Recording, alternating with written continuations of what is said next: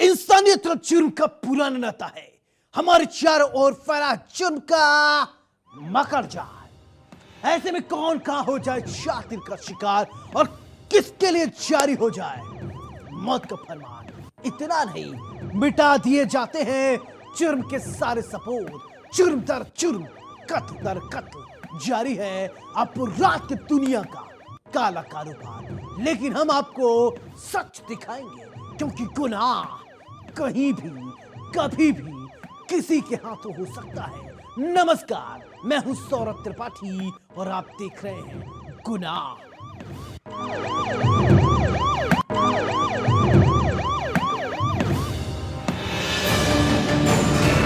हर गुनहगार को होगा पर्दा फाश। डर के साए में अपराधी, गोलियों की तड़तड़ाहट से डर और दहशत।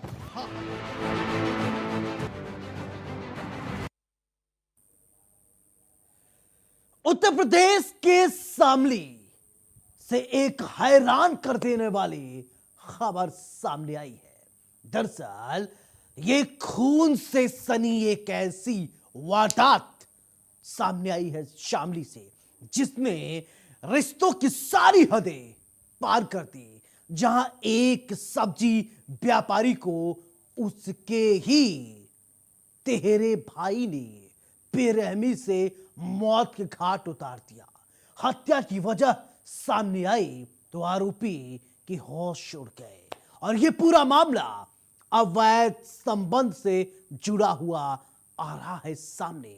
इस पूरे वारदात के बाद सनसनी फैल गई। खुलासा करते हुए पुलिस ने आरोपी को गिरफ्तार कर लिया।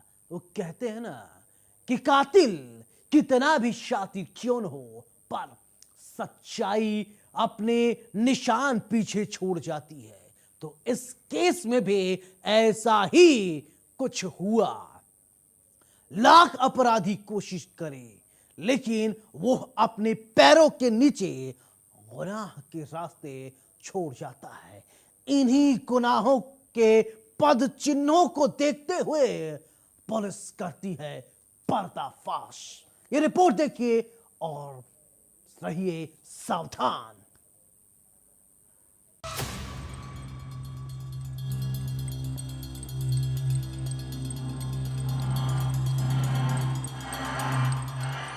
खून का रिश्ता पर दिल में जलन, अंजाम बना कत्ल की साजिश। जंगल में पड़ा लहूलुहान शव, चाकू की धार और कत्ल का राज। कातिल ने छोड़े थे कत्ल के सुराग, पुलिस ने उठाया हर कदम सटीक। पूरा मामला यूपी के शामली जिले के थाना गढ़ी पुख्ता क्षेत्र का है। गांव कच्ची गढ़ी के जंगलों में शुक्रवार सुबह लोगों ने एक युवक का शव पड़ा देखा। शव खून से लथपथ था और गले पर चाकू से वार किए जाने के गहरे निशान थे। मौके पर अफरा तफरी मच गई। सूचना मिलते ही पुलिस टीम मौके पर पहुंची और शव को कब्जे में लेकर पहचान की कोशिश शुरू की। शव की पहचान थाना जुझाना क्षेत्र के गांव हाथ छोया निवासी 29 साल के सब्जी व्यापारी कय्यूम के रूप में हुई। पुलिस जांच में जो सच्चाई सामने आई उसने सबको हैरान कर दिया। पुलिस ने मृतक के तहेरे भाई जुल्फान को गिरफ्तार किया। पूछताछ में जुल्फान ने जुर्म कबूल कर लिया। उसने बताया कि कय्यूम का उसकी पत्नी से अवैध संबंध था। इसी रंजिश के चलते उसने पहले से ही हत्या की योजना बनाई थी। उसने एक दिन पहले ही मोहम्मद मियां लोहार से 90 रुपए में नया चाकू खरीदा था। हत्या करने के बाद आरोपी रात के अंधेरे में घटना स्थल से भाग निकला। उस वक्त उसने जल्दी में एक चप्पल कय्यूम की और एक अपनी चप्पल पहन ली थी। इसी वजह से मौके पर अलग अलग चप्पल बरामद हुई। बाइक का क्लच लीवर भी टूट चुका था, जिसे बाद में आरोपी ने मैकेनिक से बदलवाया। पुलिस ने जब दुकानदारों और मैकेनिक से पूछताछ की तो आरोपी के बयान सही पाए गए। एसपी शामली एनपी सिंह ने बताया कि आरोपी को गिरफ्तार कर लिया गया है। उसके कब्जे से हत्या में इस्तेमाल किया गया चाकू और बाइक बरामद कर ली गई है। आरोपी ने हत्या की वारदात को अंजाम देने की पूरी कहानी पुलिस के सामने बताई। पुलिस अब चार्जशीट की तैयारी कर रही है ताकि आरोपी को जल्द से जल्द सजा दिलाई जा सके। जानकारी हुई कि एक कच्ची गढ़ी गांव है, वहाँ पे एक खेत है, वहाँ पे एक नौजवान जिसकी लगभग 30 साल है, चाकुओं से मार के उसकी हत्या हुई थी और खेत में उसकी बॉडी पड़ी हुई थी। उसकी पहचान नहीं हो पा रही थी। बाद में हम लोगों ने कुछ टिप्स उसमें यूज किए थे और बाद में सीसीटीवी कैमरा, मोबाइल और कार डिटेल के आधार पे, प्लस जो मौके पे वहाँ पे शराब पी गई थी उसका बॉटल, उसकी QR कोड को स्कैन करके जानकारी हुई कि जहाँ से परचेज हुई थी वहाँ की फुटेज से मालूम हुआ कि ये व्यक्ति जो मृतक है वो कयूम शनाफ नशीम है, जो मुख्यतः हथछुआ गाँव का रहने वाला है। शामली का ये मामला रिश्तों के उस अंधेरे पहलू को सामने लाता है जहां शक और जलन ने भाई को भाई का दुश्मन बना दिया। एक तरफ परिवार की इज्जत और सामाजिक दबाव, दूसरी तरफ निजी बदले की आग और नतीजा एक भाई की बेरहमी से हत्या और दूसरा भाई सलाखों के पीछे। रिश्तों में शक जहर बनता है और जब जहर फैलता है तो सबसे पहले रिश्ते ही मरते हैं। Bureau report, India news.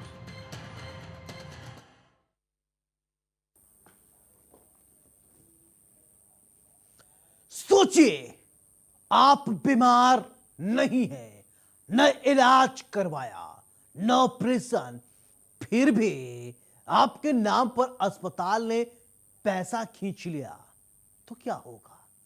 जी हां, संत कबीर नगर। ओए, तूने तो कहा था कि 1 साल में 50,000 की बिजली बनेगी। अब मेरी तो कुल 40,000 की ही बनी। अरे सर, सोलर की गारंटी थोड़े होती है। सोलर लगाने के बाद बिजली की नो गारंटी? चुनिए सोलर स्क्वायर, जो देती है सोलर से सेविंग्स की गारंटी। अगर बिजली बनी कम तो पैसे देंगे हम। तो भुगतान किस बात का भाई? और क्या गरीबों के लिए बनी इस योजना में लूट का खेल लंबे वक्त से चला आ रहा है? अब ऐसे में यही सवाल कि स्वास्थ्य के नाम पर गड़बड़ी करने वाले, मोटी रकम कमाने वाले ऐसे लोगों पर कब होगी कार्रवाई? यह रिपोर्ट देखिए, क्योंकि इन्होंने किया है सबसे बड़ा गुनाह।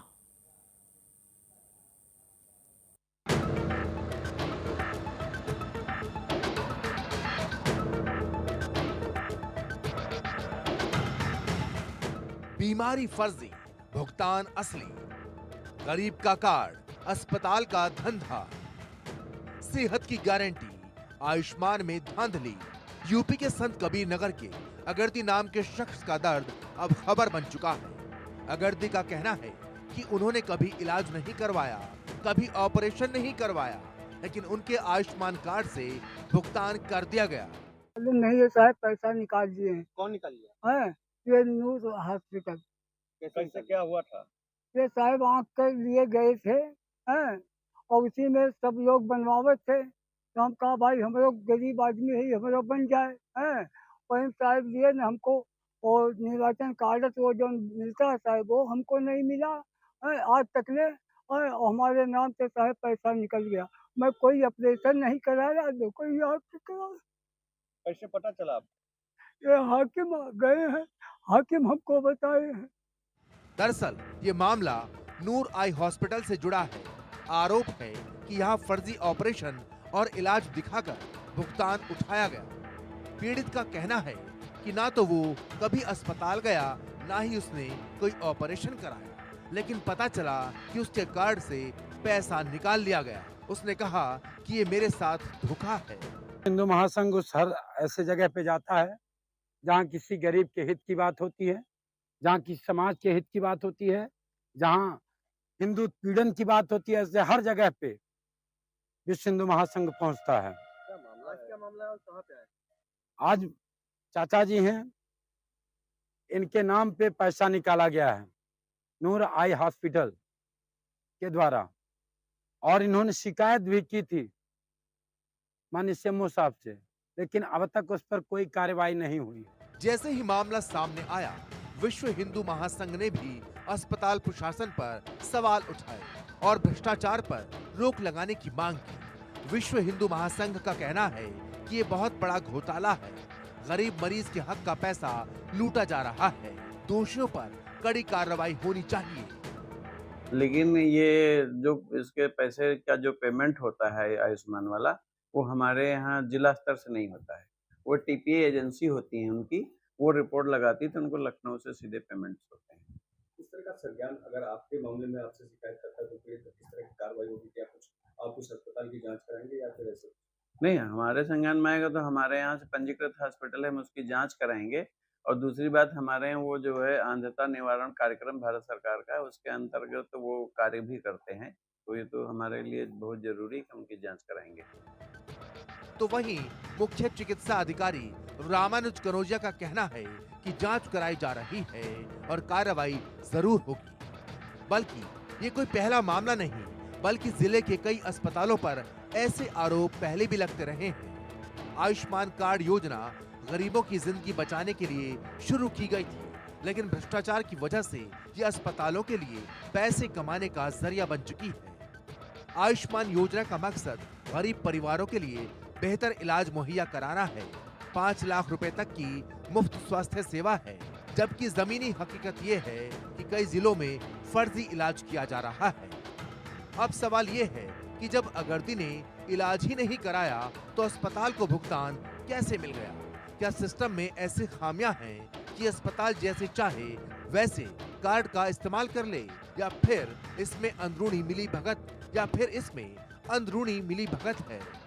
संत कबीर नगर जिले से एक हैरान कर देने वाला मामला सामने आया है। दरअसल खलीलाबाद में स्थित नूर आई हॉस्पिटल पर एक गंभीर आरोप लगाया गया है और आरोप लगाकर ये बताया गया है कि बिना इलाज और बिना ऑपरेशन कराए आयुष्मान कार्ड योजना के तहत पैसा निकाल लिया गया है। और अब पीड़ित परिवार और विश्व हिंदू परिषद संघ के द्वारा जिलाधिकारी को पत्र देकर कार्रवाई की मांग की गई है। आरोप लगाया गया है कि जो है बिना इलाज और बिना ऑपरेशन किए जो है जो परिवार था उससे पैसा निकाल लिया गया है। यानी पीड़ित परिवार ने ज्ञापन देकर साफ तरीके से आरोप लगाया है और कार्रवाई की मांग की है। वहीं विश्व हिंदू परिषद ने चेतावनी दी है कि अगर कार्रवाई नहीं हुई तो सख्त से सख्त कार्रवाई की मांग करते हुए धरना प्रदर्शन करेंगे। हालांकि अब देखना होगा कि जांच में क्या कुछ मामला निकल कर आता है और क्या कुछ इसमें कार्रवाई हो सकती है।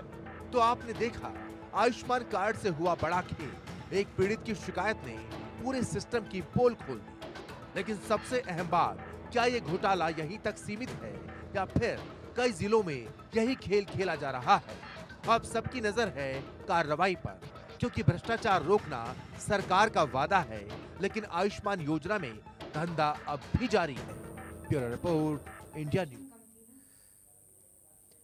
धर्मनगरी अयोध्या, जहां रामलला के जयकारे गूंजते हैं, वहीं उसी नगरी में पुलिस ने ऐसा राज बेनकाब किया है जिसने पूरे शहर को शर्मसार कर दिया है। अयोध्या कोतवाली नगर क्षेत्र के फतेहगंज में बने एक गेस्ट हाउस से पुलिस ने सेक्स रैकेट का खुलासा किया है। ये गेस्ट हाउस चौकी से महज 500 मीटर की दूरी पर, यानी कानून के साए में ही चल रहा था। गुनाह का कारोबार। अयोध्या में राम मंदिर निर्माण के साथ करोड़ों लोगों की आस्था जुड़ी है। ऐसे में उसी नगरी में अपराध का अड्डा चलना लोगों के लिए हैरानी और शर्मिंदगी की बात है। रामनगरी में पाप का अड्डा, आस्था को कलंकित कर रहे ये कुछ लोग। ध्यान देने वाली बात यह है कि रानी सती गेस्ट हाउस फतेहगंज चौकी से महज 500 मीटर की दूरी पर है। सवाल उठता है कि पुलिस को इतनी देरी क्यों लगी और आखिर किन किन की मिली भगत से इस काले कारोबार को परोसा जा रहा है। आखिरकार गुनाह की इस कड़ी में वो कौन कौन किरदार है जो इसके मकर जाल बुनने में, लोगों को गुमराह करने में करता था सबसे बड़ा गुनाह। धर्मांतरण का गंदा खेल, सरगना का आतंकियों से मेल, मास्टरमाइंड अब्दुल रहमान, आतंकवाद से जुड़े तार, आगरा धर्मांतरण का आतंकी कनेक्शन। यूपी के आगरा में धर्मांतरण का धंधा धड़ल्ले से चल रहा है और धर्मांतरण के तार सीधे आतंकवादियों से जुड़ रहे हैं। 2 सगी बहनों को धर्मांतरण के दलदल से बाहर निकालने के बाद पुलिस जब मामले की तफ्तीश में जुटी तो चौंकाने वाले राज सामने आए। जिन आरोपियों को पुलिस ने धर्मांतरण मामले में गिरफ्तार किया था वो कोई आम अपराधी नहीं बल्कि उनके संबंध आतंकियों से हैं। आतंकियों से तार जुड़ने के बाद पुलिस ने अपनी जांच को और धार देना शुरू किया। आरोपियों के लैपटॉप और मोबाइल की जांच की गई, उनके डाटा जुटाए गए, जिसके बाद पुलिस को इस गैंग के आतंकियों से संबंध होने की पुष्टि हुई। धर्मांतरण मामले में पुलिस ने धर्मांतरण गैंग के मास्टरमाइंड अब्दुल रहमान और गोवा की रहने वाली आयशा उर्फ एसवी कृष्णा को पहले ही गिरफ्तार कर जेल भेज दिया है। आपको बता दें कि धर्मांतरण गैंग का मास्टरमाइंड अब्दुल रहमान का झारखंड आना जाना था, वहीं से उसकी बात सोशल मीडिया के जरिए देश में साइबर ठगी के मामले दिन प्रतिदिन बढ़ते ही जा रहे हैं। कभी नेता, कभी अधिकारी, तो कभी आम लोग इसके शिकार हो रहे हैं। ऐसा एक मामला नोएडा से सामने आया। साइबर ठगी का यह मामला वो बेहद ही चौंकाने वाला मामला है। नोएडा साइबर क्राइम पुलिस ने भारत सरकार के रिटायर्ड डिप्टी डायरेक्टर को 3 दिन तक डिजिटल अरेस्ट करके 1,70,00,000 रुपए की ठगी करने का एक गिरोह के 3 सदस्यों को गिरफ्तार किया है। यह गिरफ्तारी गाजियाबाद से की गई। पुलिस ने संदिग्ध बैंक खातों को फ्रीज कर दिया, जिसमें ठगी रकम ट्रांसफर हुई तो साइबर क्राइम थाने के पुलिस के गिरफ्त में प्रिंस कुमार, विद्या सागर यादव, अविनाश ने अपने बैंक के खाते साइबर अपराधियों को उपलब्ध कराए थे, जिसका इस्तेमाल साइबर अपराधी कर रहे थे और पैसों को ट्रांसफर कर रहे थे। ये रिपोर्ट देखिए, समझिए और रहिए साइबर ठगों से सावधान। साइबर ठगी का एक और मामला। वीडियो कॉल पर digital arrest. Retired deputy director से करोड़ों की ठगी। ठग लिए 1,70,00,000 रुपए। देश में साइबर ठगी के मामले दिन प्रतिदिन बढ़ते चले जा रहे हैं। कभी नेता, कभी अधिकारी, तो कभी आम लोग इसका शिकार बनाए जा रहे हैं। ऐसे में नोएडा से साइबर ठगी का जो मामला निकलकर सामने आ रहा है वो बेहद ही चौंकाने वाला है। नोएडा साइबर क्राइम पुलिस ने भारत सरकार के रिटायर्ड डिप्टी डायरेक्टर को 3 दिन तक डिजिटल अरेस्ट कर 1,70,00,000 रुपए की ठगी करने वाले एक गिरोह के 3 सदस्यों को गिरफ्तार किया है। यह गिरफ्तारी गाजियाबाद से की गई। पुलिस ने संदिग्ध बैंक खातों को फ्रीज कर दिया, जिसमें ठगी रकम ट्रांसफर हुई थी। साइबर क्राइम थाने की पुलिस की गिरफ्त में प्रिंस कुमार, विद्यासागर यादव और अवनीश ने अपने बैंक के खाते साइबर अपराधियों को उपलब्ध कराए थे, जिसका इस्तेमाल साइबर अपराधियों ने ठगी से मिले पैसों को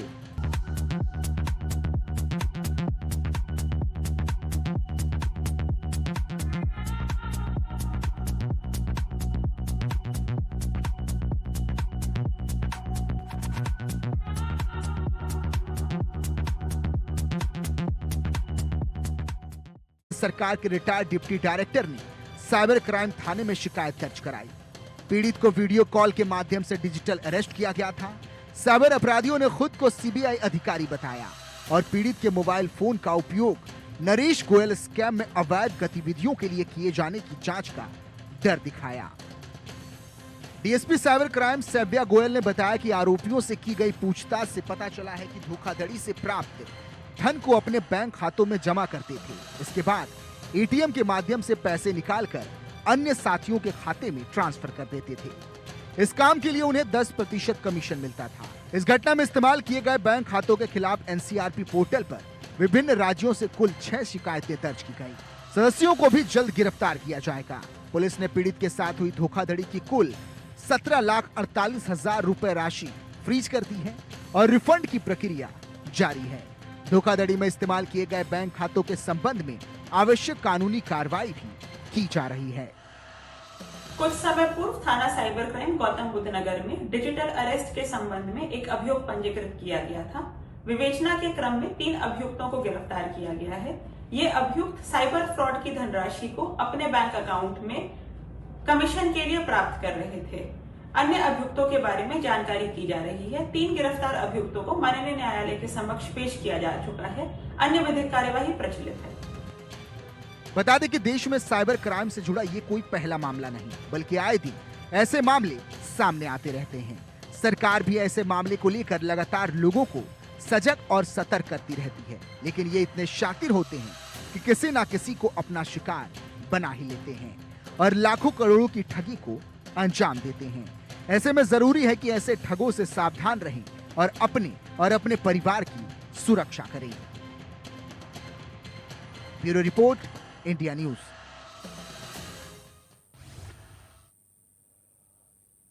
हमारा मकसद आपको डराना नहीं है, आपको बताना है समाज में किस तरीके से जराइम की काली कहानी बुनी जा रही है।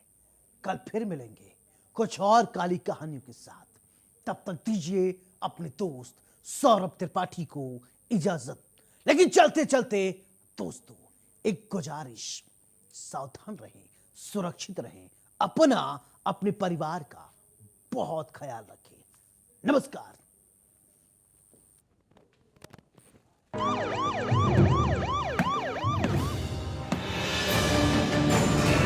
हर गुनहगार को होगा पर्दा फाश।